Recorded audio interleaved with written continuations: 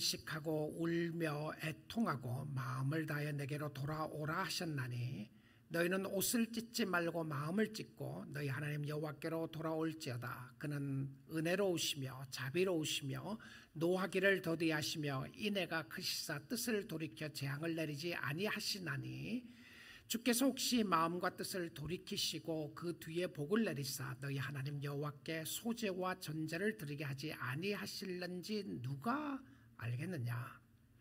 너희는 시온에서 나팔을 불어 거룩한 금식일을 정하고 성회를 소집하라.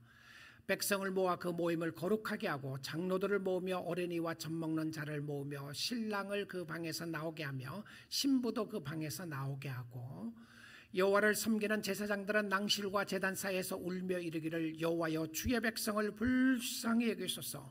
주의 기업을 욕되게 하여 나라들로 그들을 관할하지 못하게 하옵소서. 어찌하여 이방인으로 그들의 하나님이 어디 계시느냐 말하게 하겠나이까 할지어다.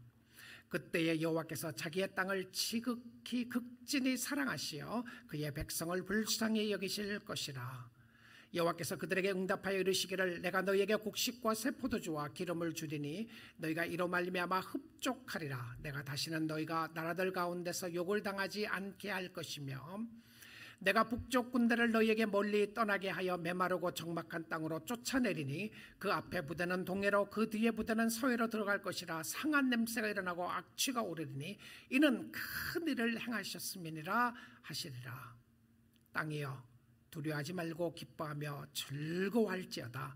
여호와께서 큰 일을 행하셨음이로다. 아멘. 하나님의 말씀이었습니다. 오늘 이 귀한 시간에 하나님이 여러분을 초대하십니다. 하나님께 가까이 오라고 말입니다. 하나님이 축복을 주시려고 초대하십니다. 복을 주시고 싶으신 거죠. 말씀을 듣는 가운데 하나님께서 여러분에게 고요하게 그러나 강력하게 말씀하는 시간 될 수 있기를 원합니다. 주의 음성을 듣는 것보다 귀한 것이 없습니다. 하나님께서 하나님의 백성들에게 하고 싶은 이야기가 오늘 이 시간에 여러분에게 들려주고 싶은 이야기가 있습니다. 그 이야기에 마음을 다하여 경청할 수 있기를 원합니다. 우생순 우리 생애의 최고의 순간은 하나님을 만나는 시간입니다. 나는 과거에 하나님 만났어. 20년 전에 30년 전에 하나님을 만났는데 무슨 말을 하는 거냐라고 하는 분들이 있을지 모르겠어요. 좋은 친구는 자주 만나고 싶습니다. 만날 때마다 즐겁고 기쁘기 때문에 그렇습니다. 사랑하는 사람과 만남을 가지고 헤어지자마자 또 보고 싶다고 말하는 사람들이 사랑하는 사람들의 관계에서 볼 수가 있습니다. 함께 시간을 보내고 함께 교제하고 함께 먹고 마시는 것이 그렇게 즐거울 수가 없기 때문에 그렇습니다. 우리 하나님은 멀리 계시는 분이 아닙니다. 여러분, 하나님 언제 여러분의 가슴이 뜨거워지게 내가 하나님과 교제하고 하나님을 만나고 하나님과 함께 했다는 그 감격과 감동이 있었던 때가 언제였습니까? 1년 전이셨나요? 코로나 전이었습니까? 코로나 사태가 일어나고였습니까? 일주일이 지나셨습니까? 한 달이 지나셨나요? 아니, 오늘 아침이었습니까? 잘하셨습니다. 오늘 이 시간, 말씀을 듣는 이 시간 여러분의 심령 속에 하나님으로 인하여 기뻐하는 시간 될 수 있기를 원합니다. 하나님, 내가 주님 만나고 갑니다. 주님 감사합니다. 주님 때문에 즐거워하고 주님 때문에 행복합니다라고 하는 고백을 할 수 있기를 원합니다. 성령께서 강권적으로 역사하셔야 우리가 하나님의 음성을 들을 수가 있게 됩니다. 그래서 주님이 오늘 이 아침 시간에 말씀하시는데 이제라도 마음을 다하여 나에게로 오라고 초대하십니다. 무슨 말이죠? 늦지 않았다는 겁니다. 늦지 않았다는 것이죠. 오늘 본문엔 요엘서를 통해서 하나님의 부르시는 이 배경을 좀 살펴보기 원하는데요. 하나님은 누구를 어떤 상황에서 초대를 하시는지 보는 것이 굉장히 중요합니다. 하나님이 초대하는 사람 속에 내가 포함되어 있는가 확인해 보세요. 오늘 이 아침에 예배드리고 하나님의 말씀을 듣고 있는 여러분들의 심령을 함께 하시고 심령 속에 하나님의 부르시는 역사가 있기를 원하는데, 나는 지금 이 상황에서 하나님께 갈 수 있는가? 아마 그런 생각할 수 있는 사람이 있을 것 같아요. 하나님, 나는 아니에요. 나 같은 죄인이 어떻게 하나님 앞에 갈 수 있다는 말입니까? 나 같은 죄인이 하나님을 사랑한다고 어떻게 말할 수 있겠습니까? 하나님, 지난주에도 내가 하나님의 마음을 아프게 하고, 그 지난주에도 하나님의 마음을 아프게 하고, 하나님, 내가 주를 위해서 살겠다고 했는데 또 실패하고 또 넘어졌는데 내가 무슨 낯짝으로 하나님 앞에 간다는 말입니까? 라고 하는 생각하는 사람이 있으시나요? 여러분, 그런 생각이 들면 하나님의 은혜입니다. 무슨 이야기죠?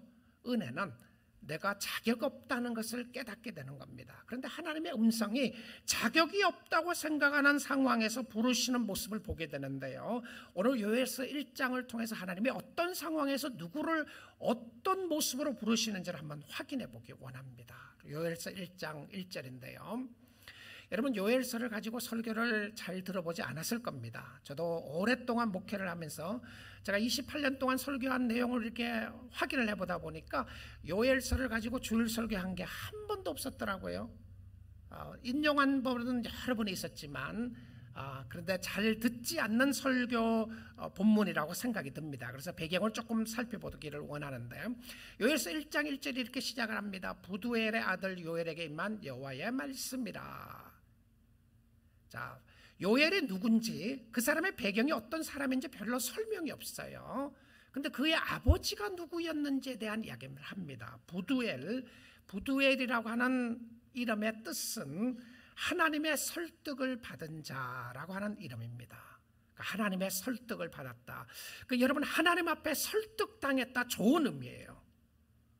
하나님의 말씀이 강권적으로 역사하시는데 내 마음속에 부딪혀오면서 그 말씀이 믿어지더라, 이게 설득당한 거죠. 근데 그가 아들을 놓고 그 아들의 이름을 요엘이라고 지었습니다. 요라고 하는 의미는 여호와라고 하는 의미고요, 요엘이라고 하는 표현은 하나님이라고 하는 표현이죠. 엘샤다이, 전능하신 하나님. 엘이라고 하는 단어가 들어가면 하나님입니다. 그럼 요엘은 여호와는 하나님이시다, 이런 이름이에요. 자, 여호와는 하나님이시다. 그의 배경이 어떤 상황 속에서 살았는지, 몇 살 때 부름을 받았는지, 이런 배경을 다 제껴놓고 그의 이름이 요엘이었다라고 하는 걸 통해서 여호와는 하나님이라고 하는 이름을 가진 이 사람에게 하나님께서 임하십니다. 그리고는 말씀을 전하는데, 말씀을 전할 대상들을 이렇게 선정하고 있습니다. 2절입니다. 늙은 자들아, 너희는 이것을 들을지어다. 나이가 많아서 늙었다고 표현할 수도 있겠지만, 신앙의 연륜이나 나는 신앙생활한 것이 40년이 됐습니다, 50년이 됐습니다, 늙은 자들이에요. 늙은 자들에게 이야기를 하면서 하나님의 말씀에 귀를 기울일지어다. 내가 50년 60년 동안 말씀을 듣고 살았습니다 라고 하는 사람들에게 늙은 자라고 하는 표현을 딱 쓴 겁니다. 연령적으로 늙은 자일 수도 있지만 경륜과 신앙의 어떤 모든 경험 속에서 늙은 자라고도 부를 수 있는데, 늙은 자들아, 너희는 이것을 들으라. 그리고 나서는요, 이것을 꽉 이야기하고 나서 그 다음에 이 말씀을 들어야 할 대상을 한꺼번에 확장해서 이야기를 합니다. 모든 주민들아. 자, 늙은 자는 그러면 강조했던 포인트였고요, 나는 들을 필요가 없다고 생각했던 사람일지 모르겠어요. 나는 매주 가서 설교를 듣고 말씀을 듣고 있습니다, 그런 사람일지도 모르겠습니다. 그리고 나서는 모든 주민들아, 너희는 귀를 기울일지어다. 자, 모든 주민들 속에 저와 여러분이 포함됐습니까? 당연하죠. 그렇죠. 저와 여러분에게 귀를 기울이면서 들으라 라고 이야기를 합니다.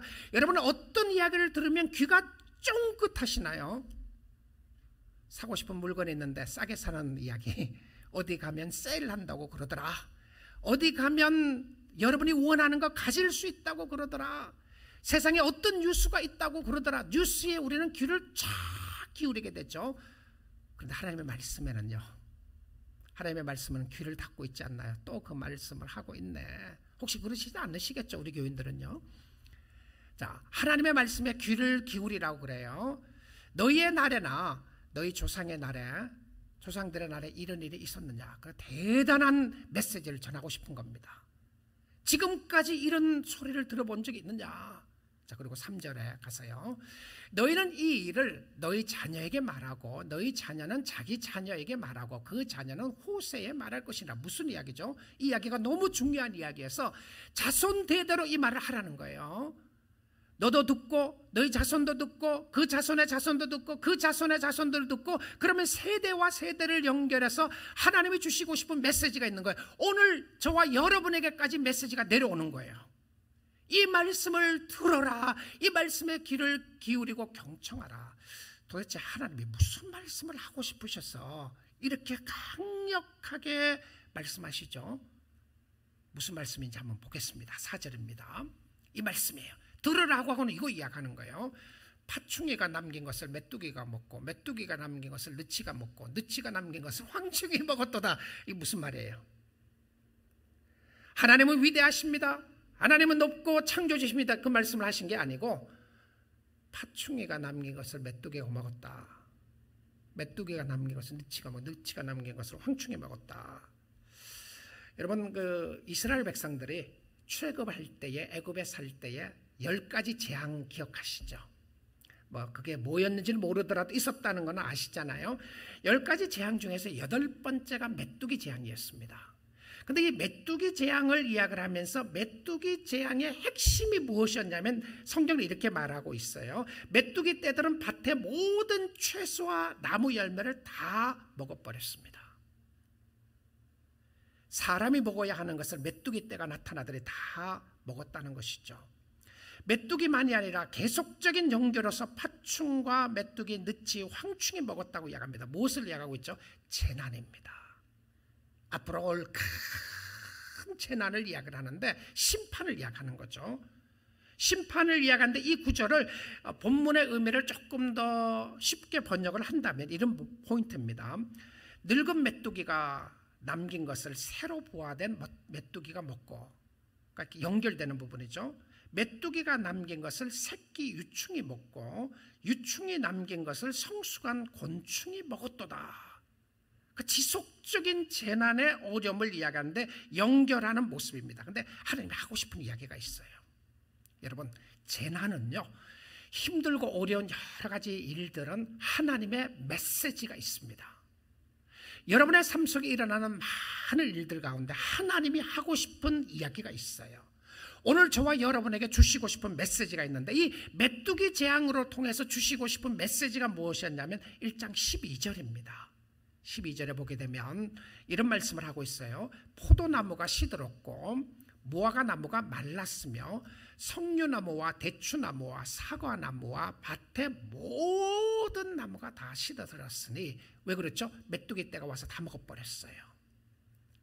이러므로 자, 포인트가 뭡니까? 사람의 즐거움이 말랐도다. 재난을 통해서 사람의 기쁨이 없어진 거예요.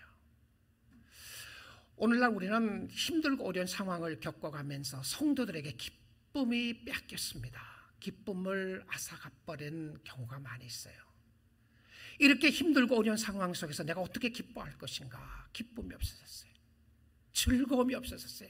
주를 섬기는 기쁨이 없어지고 그냥 살아가는 겁니다. 오늘날 주위에서 울부짖는 사람들의 신음소리를 많이 듣고 있습니다. 젊은 사람들도 무슨 의미로 사느냐, 늙은 사람도 무슨 의미로 사느냐, 일하는 사람들은 힘들고 어렵다, 계속 힘들고 어려움을 이야기를 하는데 즐거움이 메말라 있습니다. 자, 그런데 이 상황이 언제 일어나는 일이냐면 구약시대예요. 구약시대. 근데 이 구약시대에 있어서 세상에 종말이 온다라고 하는 포인트에서 이야기를 하는 겁니다. 구약시대에서 봤을 때 종말의 끝은 어디였냐면 메시아가 오실 때입니다. 초림의 예수가 오셨을 때가 종말이었어요. 자, 초림의 예수가 오시고 난 이후에 우리는 말세 종말 때를 살고 있으면서 실질적으로 마지막 끝을 기다리고 있는 사람들인데요, 이미 판결이 다 났습니다. 그런데 마지막 집행만 남아있는 삶 속에 우리는 살고 있어요. 자, 우리는 구약시대가 아니고 신약시대에 살고 있는데 이 역사가 이미 이루어지는데 이 종말의 끝의 모습으로 가르쳐주는 것이 무엇이었냐면 여호와의 날이라고 하는 표현입니다. the day of the Lord. 그 구약 성경을 읽다가 the day of the Lord, 여호와의 날이라고 하는 단어가 나오면 이건 끝을 이야기하는가 보다 이렇게 보시면 돼요. 세상의 끝을 이야기하는가 보다. 자, 그래서 요엘서를 통해서 15절에 이렇게 말씀합니다. 슬프다 그날이요 여호와의 날이 가까웠나니. 하나님의 요엘서를 통해서 말씀하십니다. 여호와의 날이 가까웠나니 곧 멸망같이 전능자에게로부터 이르리로다. 자, 끝은요, 세상의 끝은 자연적인 재해 때문에 일어나지 않아요. 글로벌 워밍을 때문에 지구가 망하지 않습니다. 영향력을 미치게 되는 거죠. 우리는 코로나 바이러스를 통해서 전 세계가 우주적으로 영향을 미치고 있다는 것을 알게 됩니다. 그런데 이것이 세상의 끝인가? 하나님이 정하세요. 그런데 이 세상의 끝은, 심판의 끝은 결과적으로 누구 손에 달려있느냐 하면 전능하신 하나님으로부터 온다고 되어 있습니다. 누구요? 우리 아버지입니다. 그러니까 우리 아버지가 끝이라고 말하기 전에는 끝이 아니에요. 근데 멸망의 날이 오고 있다. 너희들이 이 땅에 살아가면서 힘들고 어려운 날이 끊이지 않을 것인데 어려운 일들이 있을 것이다라고 이야기를 해요. 이 말씀을 들었던 하나님의 백성들은 어땠을 것 같아요? 하나님 앞에 회개하고 하나님 앞에 나갔을 것 같습니까? 많은 사람들이 이렇게 생각했습니다. 말도 안 되는 소리 하지 마십시오. 그래서 선지자를 감옥에 가둡니다. 선지자를 옥에 가두고요, 선지자를 때립니다. 입을 닥치라고 이야기를 해요. 그래서 어떤 선지자가 나타납니다. 이런 일이 없을 겁니다. 이런 일은 절대 없을 것이고 무슨 소리 하는 겁니까? 세상이 다 잘 될 겁니다. 곧 이 시대가 끝나게 될 것이고 그 다음에는 우리가 잘 사는 때가 올 것입니다. 그러니까 그 사람 앞에 박수를 막 쳐준 거예요. 잘합니다. 잘합니다. 자, 포인트가 뭐죠? 여러분, 진짜 어려운데 이쪽해 다 괜찮아요. 여러분, 이런 소식 들으면 어떻다고 생각합니까? 일주일 후면 코로나가 다 종식될 겁니다. 그래서 모든 것이 현상으로 돌아갈 겁니다. 지난 없었던 때로 돌아갈 것입니다. 기분은 좋겠죠, 그 이야기를 들으면. 근데 그게 진짜가 아니라면요, 우리는 일주일에 끝나지 않을 것 압니다. 진짜가 아니라면 그것은 전혀 우리에게 힘과 용기를 주지 못합니다. 자, 이 소리를 들었던 사람들이 말도 안 되는 소리라고 생각을 했었는데요, 지금 이렇게 좋은 때에 잘 먹고 잘 살고 있는데 무슨 종말을 이야기하는가, 어려움이 있다고 이야기를 하는가? 여러분은 어떻게 들리시나요? 끝을 주관하시는 하나님, 모든 것을 주관하시고 다스리시는 하나님, 이 땅에 유토피아가 오지 않습니다. 여러분의 인생을 70이든 80이든 20이든 30년 살았던 삶을 돌아보게 되면 정말 항상 편했습니까? 그렇지 않았잖아요. 재난이 있었습니다. 힘든 일이 있었어요. 어려운 일들이 있었습니다. 우리의 자녀들은 어때요? 우리의 자녀들에게도 그런 어려움이 있을 거예요. 자, 그렇다면 무슨 소망이 있는가? 성경은요, 우리에게 밴뉴스를 늘 이야기합니다. 근데 그 밴뉴스가 나쁜 소식이 진짜라고 하는 것을 이야기를 해줘요. 근데 사람들은 귀를 막아요. 듣고 싶지 않는 거예요. 어려운 소식을 듣고 싶지 않아서 심지어 목회자들에게도 나쁜 소식, 안 좋은 이야기는 하지 말고 좋은 이야기만 하라고 그럽니다. 다 괜찮습니다. 다 좋아집니다. 예수를 믿든 말든 상관없습니다. 누구를 믿든 말든 하늘나라에 다 가게 될 것인데 무슨 교회 주일날 교회 갑니까? 무슨 헌금을 합니까? 그냥 믿으시면, 여러분이 그냥 생각하고 믿으면 다 천국 갑니다. 얼마나 좋은 소식으로 들리시나요? 근데 그게 진리인가요? 이게 중요하죠. 그렇죠? 이게 하나님이 주신 메시지인가 아닌가가 중요한 것입니다. 하나님이 주신 메시지 속에 나타나는 것은 이 땅이 어떤 땅인지를 설명해 주는 겁니다. 힘들고 어려움이 있다는 것이죠. 여러분, 편안할 때 주님을 사모하십니까? 여러분의 삶이 하나님의 손에 있다는 것을 인정하시나요? 많은 사람들이 이 메시지를 듣고 인정하지 않았어요. 아니라고 생각했어요. 자, 근데 이 말씀 속에서 하나님의 말씀을 듣고 반응하는 사람들이 있었는데요, 여호와께로 갈 때 하나님이 이렇게 오라고 이야기를 하십니다. 12절인데요 본문 보겠습니다. 여호와의 말씀에 너희는 이제라도 금식하고 울며 애통하고 마음을 다해 내게로 돌아오라 하셨나니. 자, 이 말씀을 잘 보시면 밴뉴스가 있었죠. 종말이 있습니다. 재난이 있습니다. 힘들고 어려움이 있습니다. 그런데 뭐라고 되어 있습니까? 이제라도. 근데 저는 제 눈길이 확 갔던 단어가 이제라도라고 하는 단어입니다. 그러므로 지금이라도. 무슨 의미죠? 시간이 늦지 않았다는 겁니다. 자, 하나님이 이런 여러 가지 상황을 있는 현실을 그대로 보여주신 것은 하나님이 부르시는 초대에 응하라는 거예요. 이제라도. Yet even now. Yet even now. 여러분의 형편이 힘들고 어렵고 지금까지 주님을 잘 섬기지 않았고, 아니 주님을 잘 섬겼다고 하더라도 제대로 믿지 않았고 가슴이 차갑고 뜨겁지 않았고 어떤 상황에 있었다고 할지라도 설교가 들리지 않았고 하나님의 뜻대로 살지 않았다고 할지라도 이제라도 여러분의 상황이 여러 가지 형편과 상황 속에서 힘들어서 주님을 멀리 떠나 있었다고 할지라도, 여러분의 심령 속에 여러 가지 재난이 있다고 할지라도 하나님의 메시지는 뭐예요? 너희는 이제라도, yet even now. 시간이 늦지 않았다는 겁니다. 성경은요, 복음입니다. 지금 죽게 갈 수 있다는 것을 이야기하고 있는데, 여러분의 삶 속에도 하나님께서 time to time 힘든 일을 허락하십니다. 근데 그 힘든 일들을 왜 허락하시느냐 하면, 계획했던 일들이 잘 안 될 때에 왜 그렇게 하시느냐 하면요, 생각하지 못했던 일들이 일어났을 때 왜 그렇게 하시느냐 하면, 이 모든 일을 통해서 하나님이 여러분을 부르시는 거예요. 오늘 이 아침에도 하나님이 여러분을 부르시는 겁니다. Yet even now. 이제라도 너희는 내게로 돌아와라. 근데 돌아오는 표현 속에 보시면 울며 애통하고 마음을 다하여 내게로 돌아오라. 자, 포인트가 뭐죠? 우는 것이 아닙니다. 애통하는 것이 아니에요. 마음을 다하여 여호와께로 돌아가는 겁니다. 여러분, 교회 다니면서 얼마나 많이 울었느냐가 핵심이 아닙니다. 얼마나 많이 애통했느냐가 핵심이 아니고, 울고 애통함으로 말미암아 여호와께로 돌아갔느냐가 중요한 사실이라는 사실입니다. 아무리 금식을 하고 아무리 울어도 하나님께로 돌아가지 않으면 무미하다는 것이죠. 우리 사랑하는 성도 여러분, 여러분 힘드십니까? 사는 게 힘드세요? 주님께로 가셔야 합니다. 여러분의 사는 게 너무 편안하시나요? 다 잘 되고 있습니까? 주님 바라보십시오. 재수가 좋고 운이 좋아서 지금까지 왔다고 생각하십니까? 아닙니다. 하나님이 붙잡고 계셨기 때문에 그렇습니다. 하나님이 함께 하시기 때문에 그러셨고요. 여러분, 혹시 그런 이야기를 들으면 이런 생각이 드시나요? 하나님이 붙잡고 계셨으면 왜 힘든 일이 많으냐고요? 그것은요, 하나님이 떠나서가 아니라 우리가 하나님 우리가 붙잡아야 할 것은 주님밖에 없다는 것 알려주시기 위해서 그렇게 하시는 겁니다.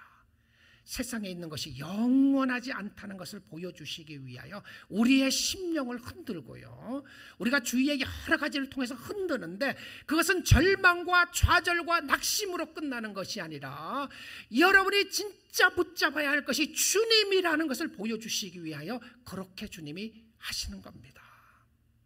영원한 하나님을 바라보고 천국을 바라보며 살려고 하시는 하나님의 메시지라는 것이죠. 주님밖에 없습니다. 주님 안으로 들어오세요. 오늘도 주님 안에서 살 수 있기를 원합니다. 우리 사랑하는 교우 여러분, 주저하지 마시고요, 망설이지 마시고, 그냥 왔다가 예배 끝나고 빨리 돌아갈 생각만 하시지 마시고, 내일 하겠다고 미루지 마시고요, 오늘 이 시간 여호와 하나님께로 올 수 있기를 원합니다. 이스라엘 백성들에게 재난이 있고 심판이 있을 것을 말씀하시는 이유는 하나님께 가면 피할 길이 있다는 겁니다. 구원이 있음을 보여주는 것이죠. 우리의 인생이 무엇입니까? 잠깐 있다가 없어지는 안개와 같다라고 표현하고 있습니다. 돌아갈 곳이 있다는 말씀이죠. 자, 근데 우리가 하나님 앞에 나아갈 때에 그 가는 모습을 회개하면서 간다고 이야기합니다. 회개는요, 방향을 바꾸는 겁니다. 그러니까 내가 진짜 방향이 안 바뀌어졌으면 회개라고 말할 수 없어요. 감동이 있었을 수는 몰라요. 그런데 이 회개는 나로부터 향하고 있었던 것을 주께로 향하게 만드는 방향 전환입니다. 근데 내가 교회를 다니면서 나로부터 향하고 있었던 것을 더 나에게로 오게 했다, 그럼 회개하지 않는 거예요. 세상으로 향하고 있었던 방향을 주님께로 향하는 것인데, 성공과 행복이 최고인 줄 알고 살았던 방향을 주님께로 바꾸는 거예요. 그래서 주님 안에서 성공하기를 원하고, 주님 안에서 행복을 찾기 원하고, 주님 안에서 잘 살기를 원하는데 방향 바꾸는 겁니다. 근데 이 방향 바꿀 때 중요한 요소가 있습니다. 오늘 본문 13절 한번 볼게요. 너희는 옷을 찢지 말고 마음을 찢고 너희 하나님 여호와께로 돌아올지어다. 자, 돌아가면 어떤 역사가 있는지, 하나님이 누구신지를 설명하죠. 그는 은혜로우시며 자비로우시며 노하기를 더디하시며 이내가 사랑이 크시사 뜻을 돌이켜 재앙을 내리지 아니하시나니. 자, 돌아가면 재앙을 내리지 않는 겁니다. 세상이 아무리 힘들고 여러분의 심령 속에 어떤 죄를 지었다고 할지라도 오늘 이 시간 지금 이제라도 돌아오라고 하는 말씀 가운데 돌아가기만 하면 하나님이 어떻게 하신다고요? 다 받아주시는 거예요. 자, 근데 돌아갈 때에 여러분의 상황 속에서 보면 이 말씀을 한번 살펴보기 원하는데요. 너희는 옷을 찢지 말고, 이게 무슨 말이죠? 옷을 찢지 말려고 하는 표현을 말입니다. 이스라엘 백성들에게 주시는 말씀인데요. 그러니까 지금 이야기하면 예수 믿는 사람들에게 회개하라 그러는 거예요. 믿지 않는 사람들에게 하는 게 아니고. 이스라엘 백성들에게 옷을 찢지 말려고 하는 표현은 무엇이었냐면 이 외형적인 회개의 모습을 이야기하는데, 옷을 찢는다고 하는 의미는 하나님 앞에서 자신의 모습을 드러낸다라는 의미로 옷을 찢었습니다. 내가 옷을 찢으면서 하나님, 내 자신을 보여드리겠습니다. 내가 벌거벗은 마음으로, 몸으로 주님 앞에 나와서 주님이 다 아시잖아요, 주님이 아십니다라고 하는 마음으로 내가 회개한다는 의미로 옷을 찢었어요. 옷을 찢고는 어떻게 했냐면 자기의 편안한 옷을 찢고 그 다음에 베옷을 입었습니다. 까끌까끌한 베옷을 입으면서 하나님의 은혜로 주님 앞에 나아갑니다라고 한 상징적인 회개 모습이었어요. 자, 그런데 주님이 이야기하시는 것은 이스라엘 백성들이 하나님 앞에 나오면서 옷을 찢는 외형적인 회개 모습이 있었는데 옷만 찢은 거예요. 다른 이야기를 하면 오늘 이 시대에 교회는 오는데 교회만 온 겁니다. 예배는 드는데 예배만 드린 거예요. 물질을 드렸는데 물질만 드렸어요. 시간을 드렸는데 시간만 드렸어요. 근데 하나님이 요구하시는 것이 무엇입니까? 옷만 찢지 말고, 이런 표현인데요. 옷을 찢지 말고 마음을 찢고 너희 하나님께로 돌아오라. 자, 진정한 회개는 마음을 찢는 겁니다. 여기서 마음을 찢는다고 하는 표현 속에 나타나는 것이 도려낸다, 오려낸다, 이런 표현인데요. 그리고 내 마음을 들여서 보여준다. 그러니까 마음 보여주는 거예요. 마음을 찢었어요. 이 구약 성경에서는 마음을 찢는다는 표현을 다른 의미로 할례라고 이야기했습니다. 마음의 할례를 행해라. 육신의 할례를 행하지 말고 마음의 할례를 행하라고 하는 의미는 돌같이 굳은 마음을 도려내고 부드러운 마음으로 마음을 바꾸고 마음을 다해서 하나님께로 간다, 이런 표현입니다. 외형적인 모습으로 보게 되면 이스라엘 백성들은 하나님께 제사를 드리고 있었고 하나님께 나와 있었습니다. 사람들이 잘 모르는 거예요. 여러분, 이곳에 나오시는 여러분, 또 온라인으로 예배 드리시는 여러분, 말씀을 듣고 계시는 여러분, TV를 통해서 예배를 들으시는 여러분, 말씀을 듣는 여러분의 삶 속에 진짜 여러분이 하나님께 나와 있는지 하나님만 아십니다. 여러분도 알 수 있어요. 내가 진짜 마음을 드리는지요. 다른 사람은 모를 수 있어요. 저 사람이 진실한 크리스천인지 아닌지를 모를 수도 있다는 거죠. 왜? 예배의 행위가 있었으니까, 종교적인 의식이 있었으니까. 그런데 하나님께 마음이 없었어요. 의식은 있는데 하나님과의 관계에는 관심이 없었습니다. 하나님을 만나지 않고 그냥 가는 거예요.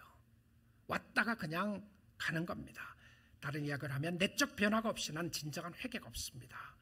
외형적인 순종과 행위는 내적 변화의 증거로 나타나게 되는데 마음이 없이 섬기는 것, 의식은 있는데 마음이 딴 곳에 있는 것 주님이 아십니다. 여러분, 주님이 여러분의 마음 다 아세요. 오늘 이 아침 시간에 솔직하게 하나님 앞에 한번 고백해 보세요. 하나님, 내 마음 아시잖아요.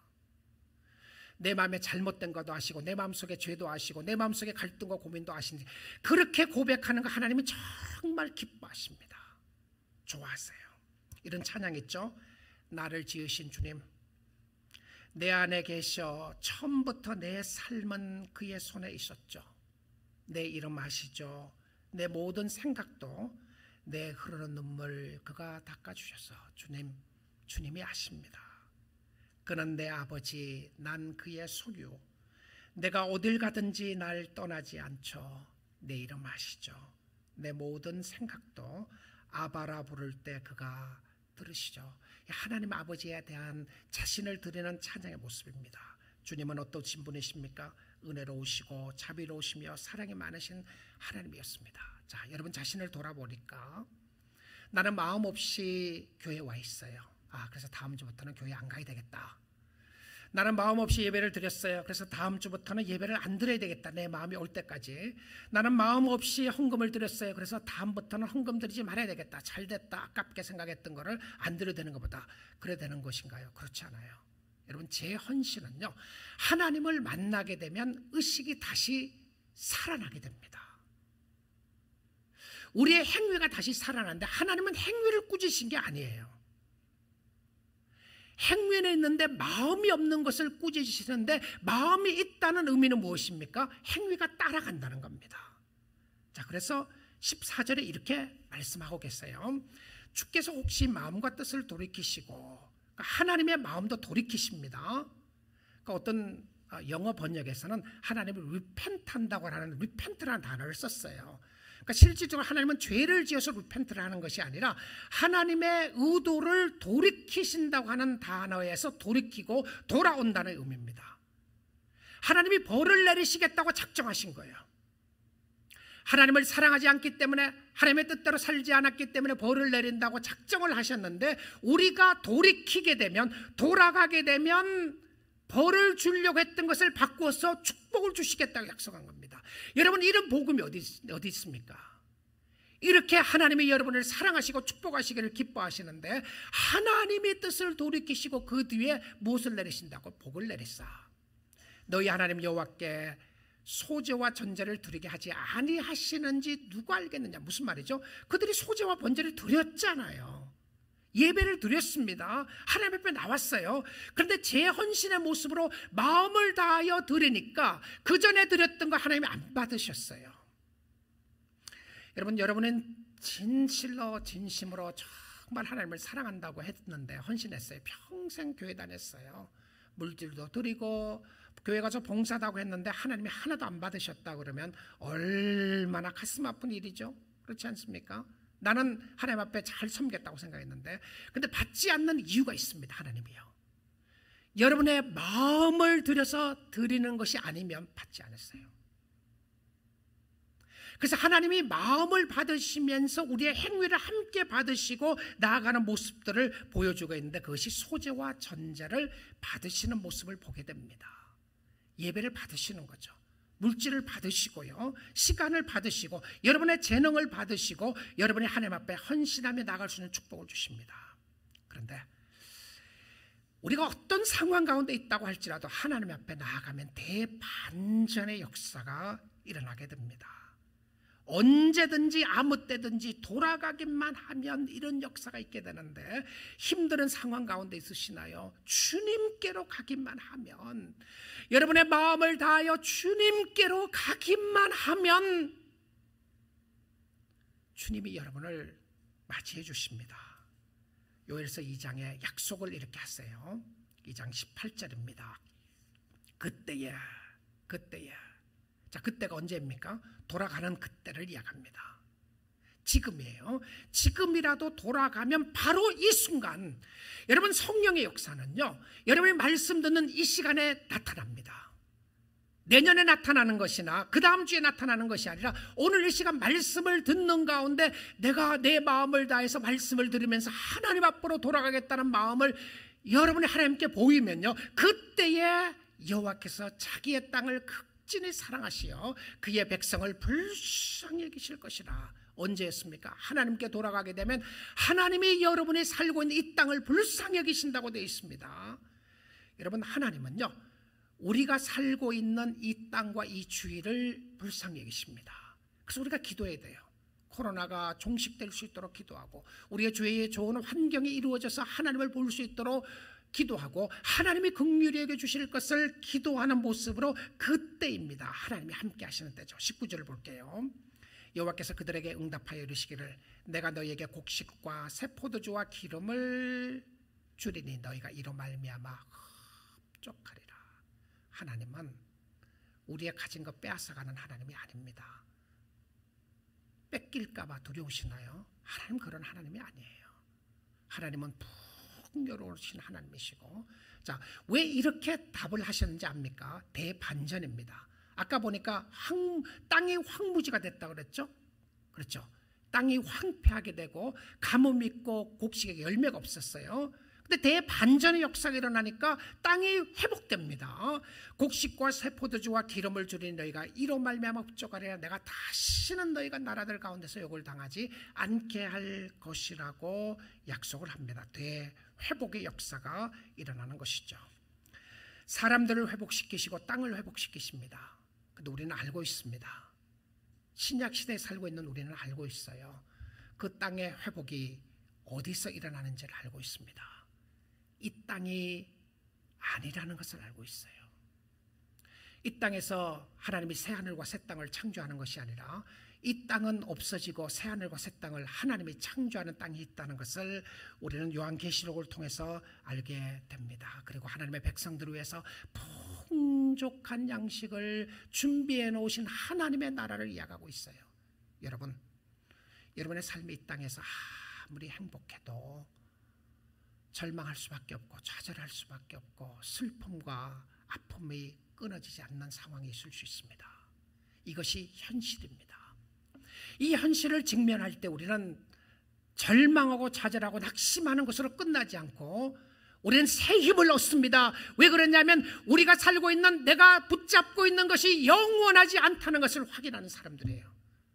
나는 건강이 더 있으면 평생 살 것 같고, 나는 물질이 더 있으면 영원히 살 것 같고, 이것 가지고 있으면 나에게 행복과 안식을 다 줄 것이라고 생각했는데 그것이 흔들릴 때에 이것이 영원하지 않다는 것을 보여주는 겁니다. 이 땅에 영원한 것 없습니다.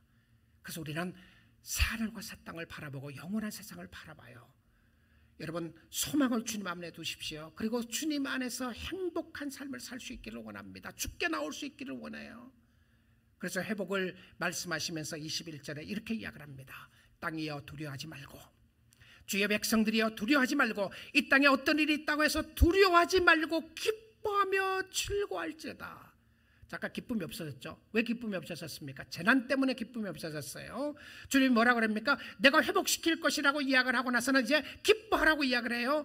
여호와께서 큰 일을 행하셨습니다. 할렐루야. 하나님이 새하늘과 새 땅을 창조하시고 주의 백성들을 재창조하셔서 영원히 살 수 있는 나라로 인도하면서 너희는 마음에 근심하지 말고, 너희는 마음에 절망하지 말고 하나님을 믿으니 또 나를 믿으라. 내 아버지 집에 거할 곳이 많도다. 우리가 주님을 바라보고 의지하고 나아가는 것은 이 땅에서 좀 더 잘 살고 더 많은 것을 누리고 살기를 원해서 예수 믿는 것이 아니라, 우리는 하나님께서 베풀어 주신 영원한 하나님의 나라가 있는 것을 알고 그 하나님을 신뢰하고 그 하나님을 의지하기에 오늘 이 땅에 사는 동안에도 감사하며 찬양하며 살 수 있는 것은 하나님이 우리에게 주신 은혜와 축복 때문인 줄 믿습니다. 주님 바라보십시오. 주님 의지하십시오. 하나님의 백성들이 영원히 줄이지 않고 목마르지 않고 슬픔이 없고 고통이 없고 눈물이 없고 한숨이 없는 곳으로 인도하는 그 새하늘과 새 땅을 보여주시면서 어떻게 이 모든 일이 가능하게 되죠? 요엘서는 슬프게 시작을 했다가 기쁘게 끝납니다. 배드 뉴스를 선포했다가 굿 뉴스를 선포합니다. 죽을 수밖에 없었는데 살려주겠다고 이야기를 해요. 살 길이 있다고 이야기를 합니다. 재난 가운데 있는데 잘 사는 비결이 있다고 이야기를 해요. 심판으로 시작했다가 구원으로 끝나게 돼요. 누구에게 이런 일이 일어나죠? 누구에게? 자, 마지막 구절은 우리가 찬양으로 더 잘 아는 요엘서 2장 9절을 보도록 하겠습니다. 요엘서 2장 28절에서 32절입니다. 그 후에 내가 내 영을 만민에게 부어주리니, 자, 어떤 역사가 일어난다고 해요? 성령의 역사입니다. 회복은 성령의 역사고요, 은혜는 성령의 역사인데, 내가 내 영을 만민에게, 하나님의 백성들에게 뿐만이 아니고 이스라엘 족속들 뿐만이 아니라 만민에게 포함되어 있는 사람이 저와 여러분이잖아요.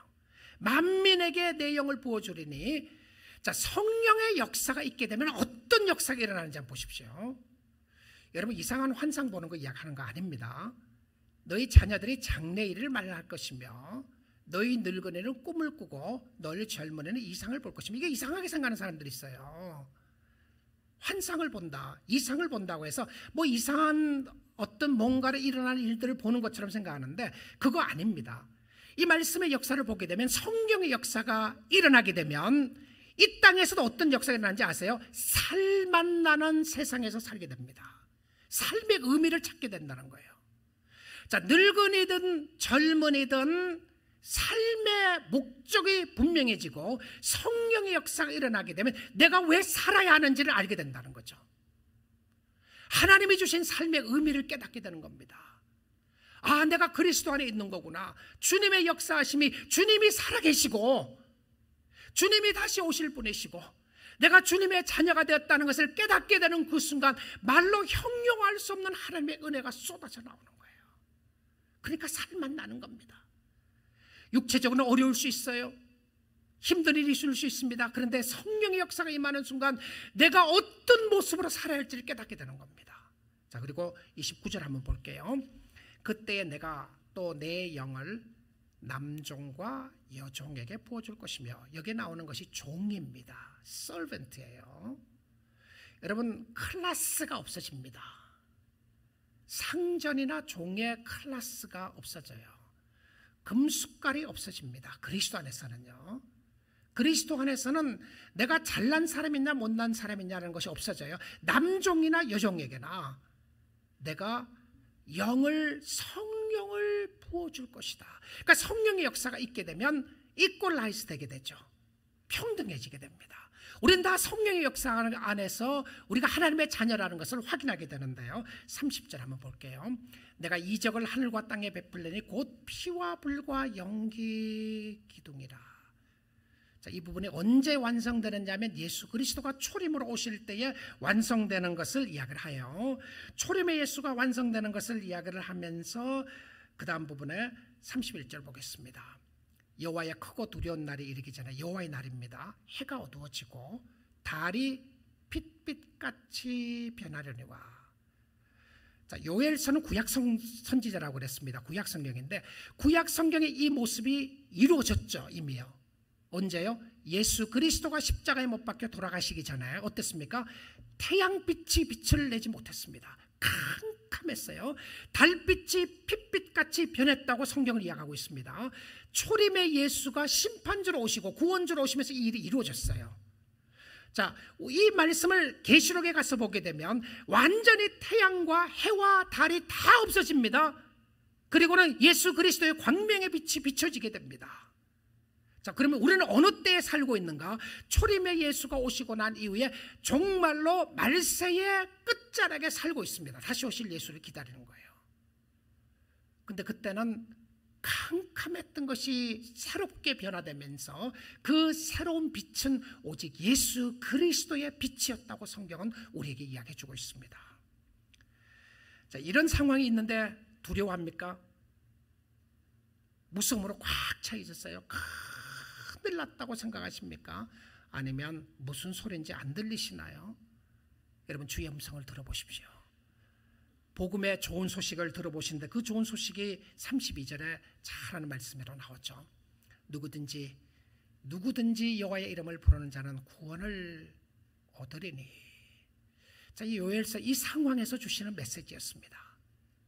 오늘 힘들어하고 절망 가운데 있고 낙심 가운데 있고, 또 어떤 사람들은 편안하다고 생각하고 종말이 없다고 생각을 하고 끝이 없다고 생각하고 모든 것이 잘 될 거리라고 생각하고, 어떤 사람은 그것 때문에 두려워하고 낙심하고 있는 사람들에게 주님이 주시는, 오늘 이 아침 시간에 주시는 메시지가 누구든지 여호와의 이름을 부르는 자는 구원을 얻으리니. 이는 나 여호와의 말대로 시온산과 예루살렘에 피할 자가 있을 것이며 하나님의 피할처 피난처를 두시고 남은 자 중에 나 여호와의 기름 부음을 받을 자가 있을 것입니다. 성령의 역사입니다. 남아있는 자들에게 성령의 역사를 부어주실 것이라고 이야기를 하면서 누구든지 주의 이름을 부르는 자는 구원을 얻게 될 것이다. 오늘 이 아침 시간에 주의 말씀을 듣고 있는 여러분, 누구든지 주의 이름을 부르는 자에게 소망이 있습니다. 주께로 나오십시오. 이제라도 나오시면 됩니다. 하나님, 내 마음을 뜯고 내 마음을 찢고 주님 앞에 나아가겠습니다. 나는 죄인입니다. 나는 주님 앞에 설 자격이 없는 사람이지만 내 마음에 죄악된 모습이 있지만 주님 앞에 나아가겠습니다. 이렇게 나아가시면 하나님이 놀라운 은혜로 채워주시고 맞이해 주신다고 하셨습니다. 이렇게 좋으신 하나님이 오늘 여러분과 함께하고 계시는데 주저하지 마세요. 다음 주에 또 말씀 들으면 되지 하시지 마시고 망설이지 말고 오늘 이 시간에 바로 나오세요. 하나님, 천부여우지 없어서 손들고 갑니다. 내가 주님의 자녀가 되기 원합니다. 주님의 아들입니다. 주님의 딸입니다. 주께 나갑니다. 그러면 주님께서 여러분을 맞이해 주시고 놀라운 은혜와 사랑으로 축복해 주시고 하나님의 구원의 역사를 베풀어 주시는, 우리에게만 들려주시는 복음의 소식으로 인하여 주님 때문에 기뻐하고 찬양하는 여러분이 다 될 수 있게 될 줄 믿습니다. 그 은혜, 그 사랑 감사하여 주를 섬기기를 주님의 이름으로 축복드립니다. 우리 한번 기도하겠습니다.